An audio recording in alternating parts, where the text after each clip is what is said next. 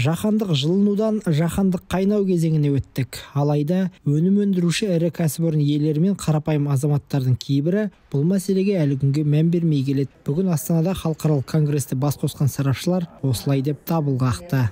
We can expect, by the end of this century, we can expect an existential crisis. Бұлай кете берсе, онда осы 100 жылдықтың соңына таман үлкен экзистенциалдық дағдарысқа тап боламыз. Қауіпсіздік шайқалып, табиғи ресурстар үшін алапат соғыс басталуы мүмкін. Ондай жағдайда жүздеген жылға кері кететініміз анық. Сондықтан осы проблеманы шешу үшін әрекет етуден басқа амалымыз жоқ.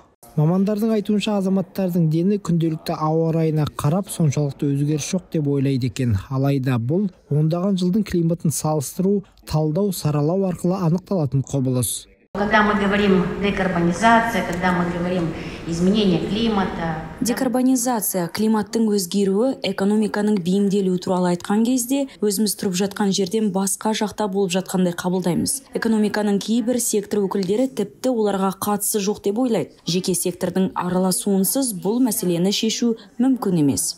Ләззат Рамазанованың айтуынша, Қазақстанда қазба отындардан бас тарту нәтижесінде экономиканы трансформациялау үшін шаралар қабылданып жатыр екен. Алайда өзге елден келген сарапшылар бұл мәселеде көршілес елдер бір бағытта қадам баспаса, бәрі бекер деп отыр.